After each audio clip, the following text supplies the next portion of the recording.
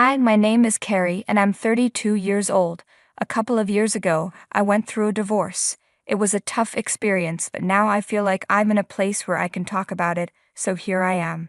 I've always felt like I lived an average life. I wasn't particularly great at anything. I did okay in school, and I was decent at most things I tried, but I never excelled at any of them. You could say I was a jack of all trades, master of none. My looks were pretty average too. I wasn't unattractive, but I wasn't the type to turn heads when I walked into a room. Growing up, I was comfortable with how I looked. I wasn't self-conscious because I'd had a few really handsome boyfriends in high school and college, so my appearance never really bothered me. That all changed when I got into a toxic relationship during my last year of college. At first, my boyfriend seemed nice. I knew he wasn't the one, but I enjoyed his company, so I kept seeing him. As my feelings for him grew, I started ignoring his bad behavior. I was so blinded by love that I didn't realize how much he was hurting my self-esteem. By the time the relationship ended, my confidence was completely shattered. I couldn't even look at myself in the mirror without feeling ugly and breaking down in tears. It took me 5 years after college and leaving that boyfriend to start dating again. The person I began seeing was my now ex-husband, Nick. We met at a bar when I was out celebrating a friend's birthday. I wasn't drinking that night because I didn't like how overly confident I got when I was drunk, and I didn't want to embarrass myself. Nick was the one who approached me. "Hey, how's it going?" he asked. "Oh, hello, I'm good, thank you. How about you?" "I'm just enjoying the vibe here. Mind if I join you? Why are you sitting alone?" I needed a break from all the dancing. We're celebrating a friend's birthday. It looks like they're having a blast. They really are. They're all single, by the way, if you're interested. Why go to them when I'm already talking to the most beautiful girl in the world? You must need glasses if you're talking about me. My eyesight's fine. I could have talked to them, but I chose you. Oh. How about this? Give me your number, and tomorrow when we're sober, we'll grab coffee. I like that idea. We exchanged phone numbers and continued chatting until Nick had to leave for work the next day. I felt a warm rush of happiness. No one had ever approached me like that before. In all my past relationships, I was always the one who started the conversation. Nick slowly began to help me overcome my insecurities. The next day we went for coffee, just as Nick had promised. He made me feel like the most beautiful woman in the world. The first thing he said to me wasn't even a hi or how are you. He looked at me in awe and said, "Wow, you're beautiful." I didn't think I could blush, but Nick made my cheeks turn red so often that it looked like I was wearing blush on purpose. We started meeting regularly after that, and soon we were dating. I felt so loved and appreciated. Whenever I was with Nick, everything seemed perfect. After dating for a year, we moved in together, and after 2 years, Nick proposed to me at the coffee shop where we had our first date. I was so happy that I said yes through tears. Our wedding was a small, intimate event with only our closest friends and family. For me, our relationship felt like a dream come true. Over those 2 years, Nick helped rebuild my confidence. He told me I was the prettiest girl in the world so many times that I started to believe it. He made me fall in love with myself again. That's why what happened later was so shocking and heartbreaking for me. During the first 2 years of our marriage, we focused on our careers. I worked at an accounting firm and earned a good salary, nothing extraordinary, but enough to support myself. Nick, on the other hand, worked for a big company and earned 1.5 times what I did. He was always striving for more promotions, and I admired that about him. We both agreed to work hard because we wanted to start a family soon. We stuck to our plan, worked hard, and saved up a good amount of money. When we started trying for a baby, I got pregnant within 2 months. Nick and I were overjoyed. I felt like I was living my dream life. I had my dream job, lived in my dream house, was married to my dream man, and was about to have my dream baby. It felt like I had everything I ever wanted. Of course, I was nervous about becoming a parent for the first time. One night, after a tough day at work, Nick and I lay in bed and talked about our fears. "You know, babe, sometimes I get scared thinking about being a mom," I admitted. "It's just overwhelming to imagine being responsible for another life." "I feel the same way," Nick said. "The thought of accidentally hurting our child terrifies me. One small mistake could mess them up for life." "Definitely," I agreed. But kids are resilient. They're not as delicate as we think, and being scared of messing up just shows that we'll be careful and make things right when we do make mistakes. You're right, Nick said. When I think back, my father was absent a lot. It left a void that nothing could fill. I don't want that for our child. You won't, I assured him. I'll be right there with you through everything. We'll learn and grow together, and I'll hold you accountable, just as I expect you to hold me. I promise to always be there with you, my love. How did I get so lucky with you? Nick asked. The feeling is mutual, babe, I replied. We're in this together no matter what. We'll be the best parents we can be. Even though I was terrified, knowing that Nick would be by my side comforted me greatly. I was certain that no matter what challenges came our way, he would be there for me. But I was so wrong. A couple of months after that conversation, I gave birth to a beautiful baby boy, and we named him Joe. The first few weeks with Joe were incredibly hard. He was a fussy baby who never slept at night. Nick and I took turns staying awake, and the lack of sleep started to wear us both down. We became cranky and irritable. To make matters worse, I was diagnosed with postpartum depression, PPD, so I struggled every day. I could barely get out of bed. Nick had to take care of most things: baby Joe, the household chores, and the cooking.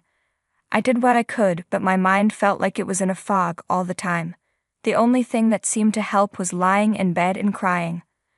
I tried to care for Joe when Nick was at work, but as soon as he got home, I would gladly hand Joe over to him. My PPD made it impossible for me to keep my job, so I had to resign and focus on coping with my illness. One day, after a tough day at work, Nick came home and lashed out at me. I couldn't get Joe to stop crying, and he said, "Why can't you do better as a mother? All you do is sit around." "What are you talking about?" I replied. "I'm fine with quitting my job, but I'm supposed to take care of Joe. If you can't even manage that, what's the point?" "You know I have postpartum depression," I cried. "How long will you use that as an excuse?" he snapped. "Do you think I'd lie about something this serious?" I asked. "Look at me. Do I seem like I'm enjoying any of this? Every day is a struggle, and it physically hurts not being able to care for Joe. I wish I could do more, but I can't."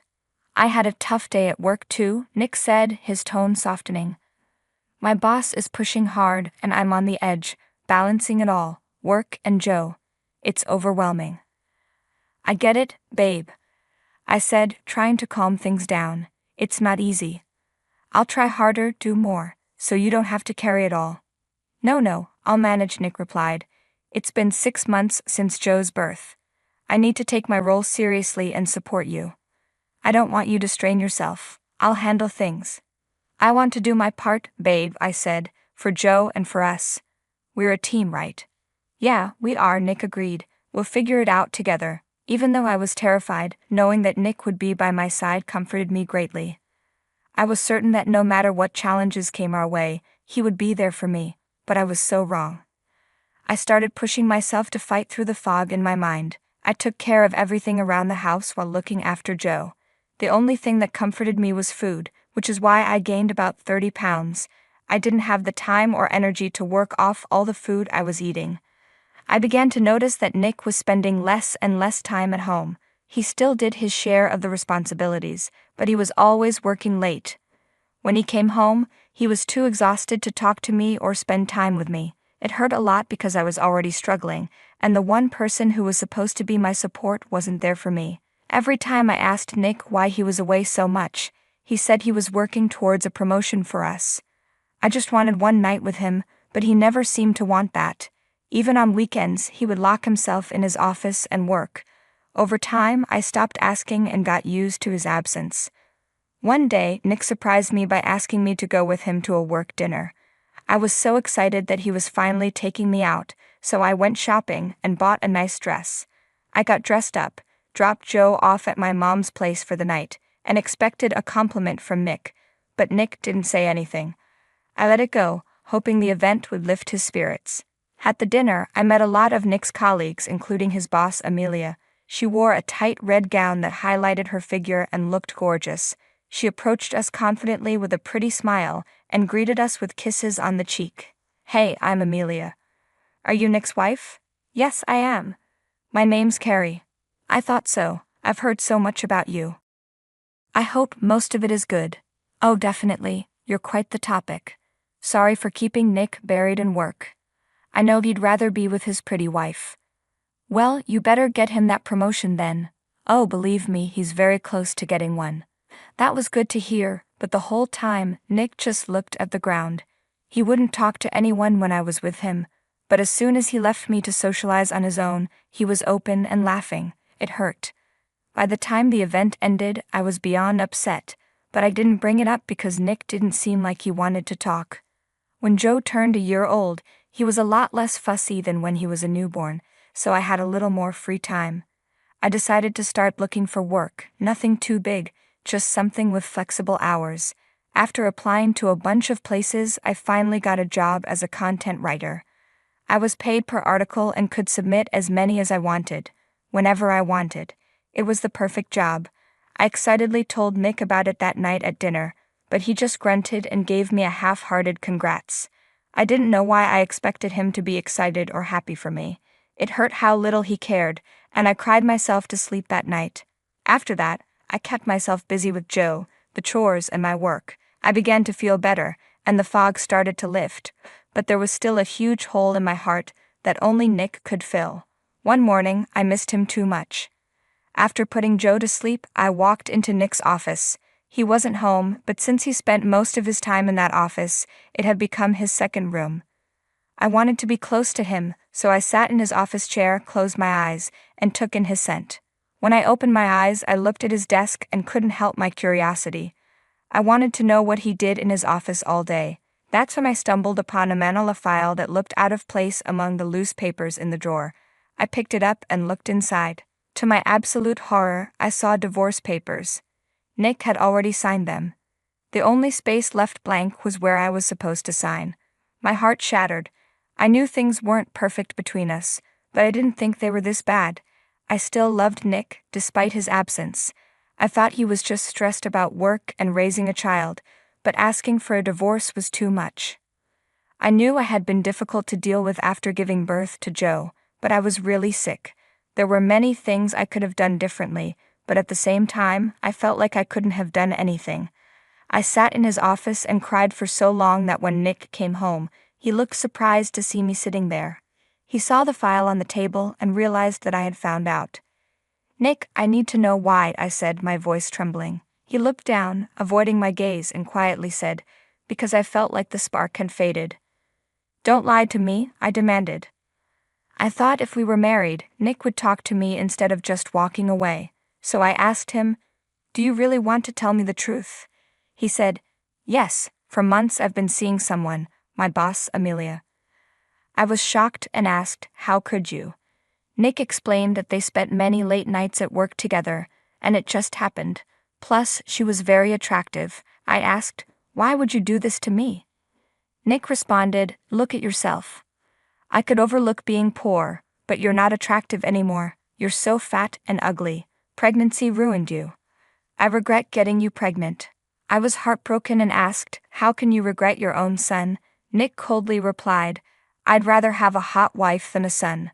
Sign the papers, I'm marrying Amelia." I was furious and told him he was heartless. I thought he loved us, loved me. But he said, "Things change, Carrie." In that moment, something came over me. I went to our room, packed his things, threw his bag at him, and told him to get out. I also said I would contest the divorce. Without a word, Nick left. I cried the whole night, wondering how he could do this to me and Joe. My sadness turned to anger. I wondered if Nick and Amelia had been having an affair when I went to that business dinner party. Is that what she meant when she said he would get a promotion? I wanted to break something but instead took deep breaths, pulled out my laptop, and looked up Amelia. I found out she was married too. I didn't have proof, but I messaged her husband on Facebook, telling him what I found out. I hoped something would happen and that Nick and Amelia would face consequences. The next morning I forced myself not to look at my phone and focused on taking care of Joe and working. I needed to earn money to afford a lawyer. In the afternoon, I had a visitor. Amelia's husband, Jerry. He looked like he hadn't slept. He awkwardly asked if he could come in, and I let him. We sat in the living room, and he asked how I was holding up. I said I was okay, just trying to wrap my head around everything.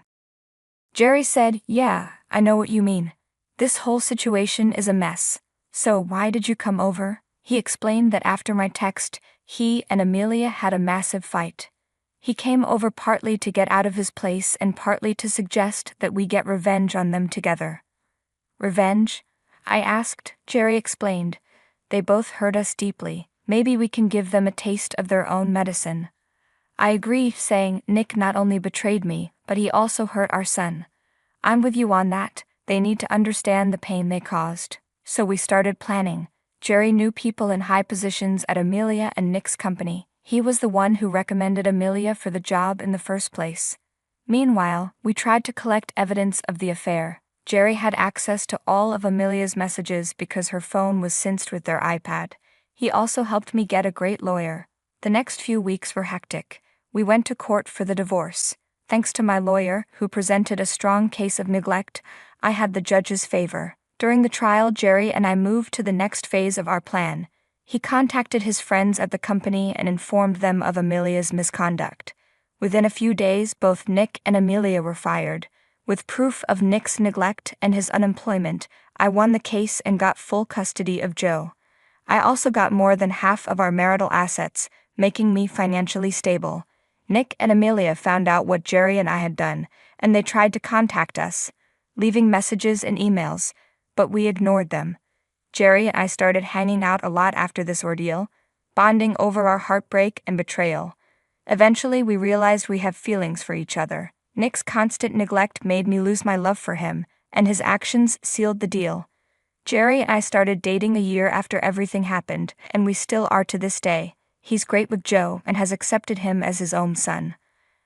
A year and a half after Jerry and I started dating, Nick reached out to me. He had stopped trying to contact me 2 months after the court hearing since I never replied. He asked if we could meet at a cafe near my place. After discussing it with Jerry, I agreed. When I saw Nick, he looked haggard, like he hadn't been sleeping or eating. I have to admit, it felt satisfying to see him like that. He asked, "What's up?" "Make it quick. Jerry's waiting for me outside." "Jerry? Why is he waiting for you?" he asked. "Oh, we're together," I replied. Nick got angry and said, "You got mad at me for sleeping with my boss, and here you are sleeping with her ex-husband."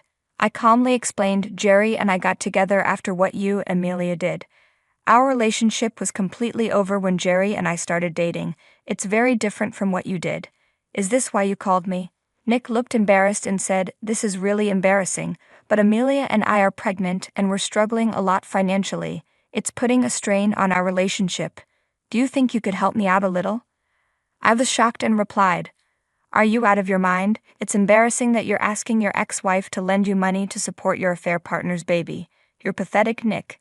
Never contact me again." I couldn't believe his audacity. I walked out of that cafe with my head held high, feeling beyond satisfied. I had a loving boyfriend, an amazing son, and a good job that paid well, thanks to Jerry. I didn't know what happened to Nick and Amelia, and I didn't care. I was happy with my life and decided to put the past behind me. This whole experience prompted me to reinvent myself, and now I'm a completely different and better person. Thank you for listening to my story.